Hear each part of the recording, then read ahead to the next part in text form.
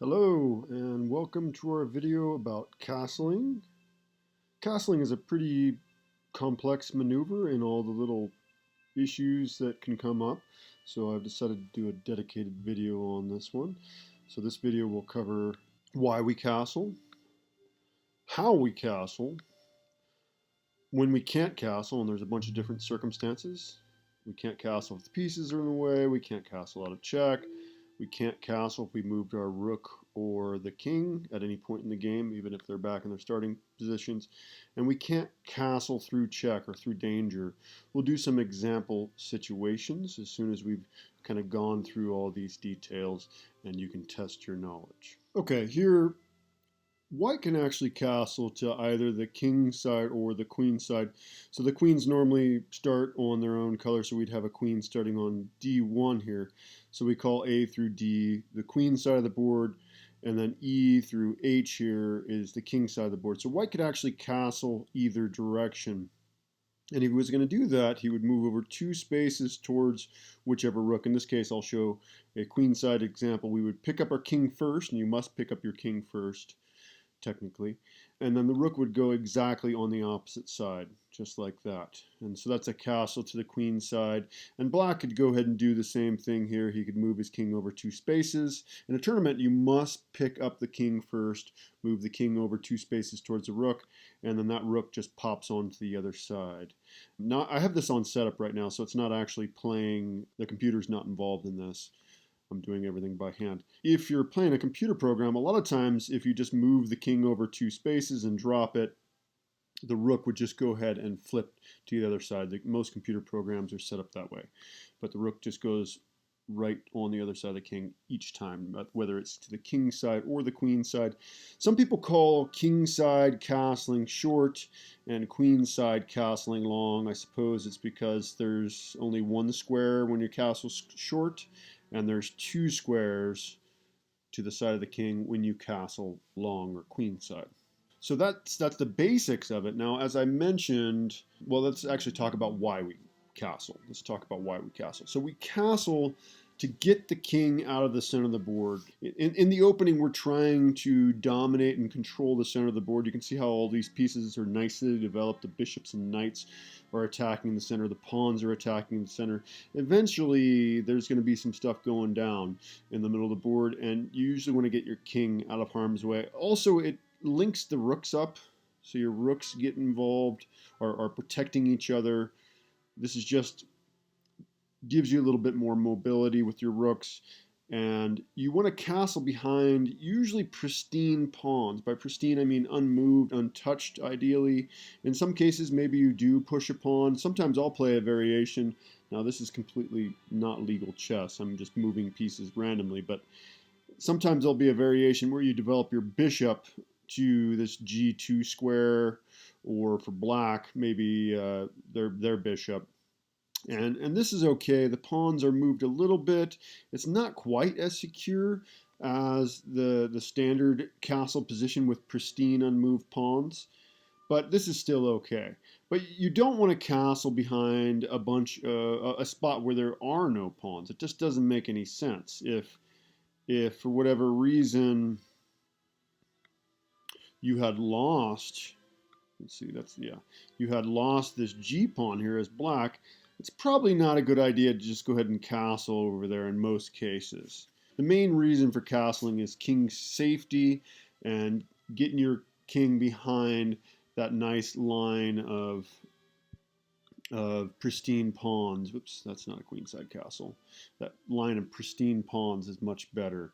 But king-sided castling a lot of times is a little more safe than queenside castling. The king is just a little more out of the center with this queenside. So the kingside castle is a little safer down here. White's in kingside castle.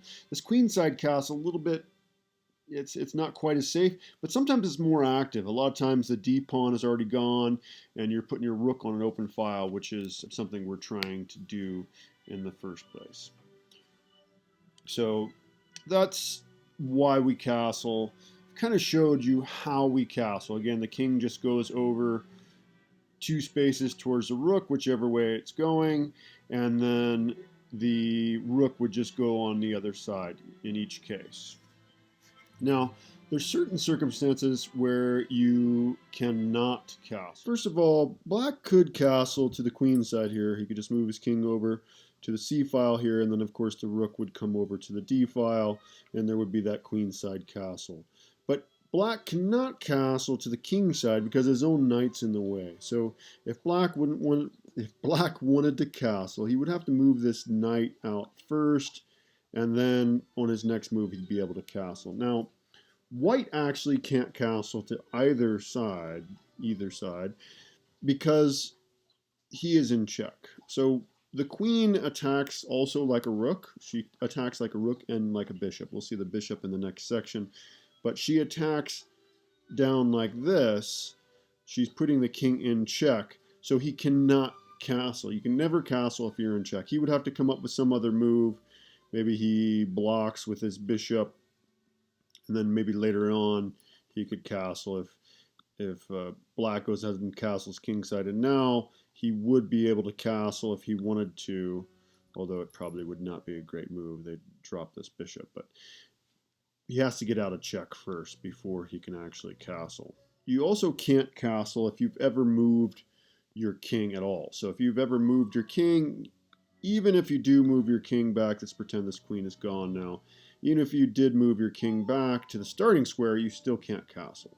It's also true if you moved your rook. Even if you move that rook back to the starting square, you cannot castle. So you cannot castle if you have pieces in the way, like when this knight was here. You can't castle out of check, like when the queen was attacking the king. You can't castle if you've moved either the king or the rook at any point in the game. If you move your king or the rook you'd like to castle with, it's just not going to happen in that game. You'll have to play another game if you want to castle. You can also not castle through a check, through danger. Now, we haven't met the bishop yet. We'll meet him very soon, or it very soon. But it attacks diagonally on the diagonal squares. They're stuck on the same color for the entire game. This bishop's attacking d1 here. And so white could not castle to the queen side. He can't move through that d1 square. That's illegal. So you cannot castle through danger either. Okay, let's test your knowledge and see if you've understood this information. So now we're looking at, there's a question here. It says white cannot castle to the queen side. And this is the way we'd write the notation for queen side if we were recording our game, 0-0-0. So it says white cannot castle, and why not? So think about it for just a moment. You can pause your video. Is it because the king has moved, the rook has moved, the king is in check, or the king would pass through check? Well, kings start on the e-file, as hopefully we know. They also start on the opposite of their own colors, the queen that starts on their own color. So the reason here is that the king has moved. So another example. Go ahead and pause your video. You can read this and pause your video.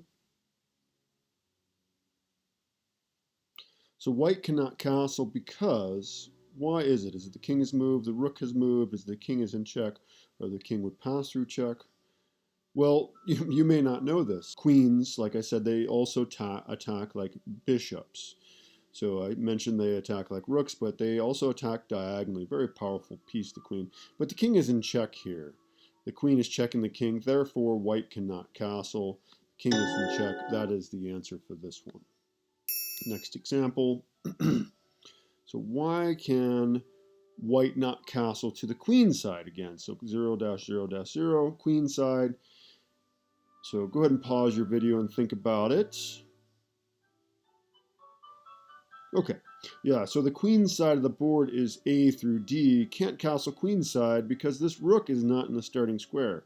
Well, it's moved. It's moved. Doesn't matter if it goes back to the starting square. It still would not be able to castle. The reason we can't castle the queen side is because the rook moved.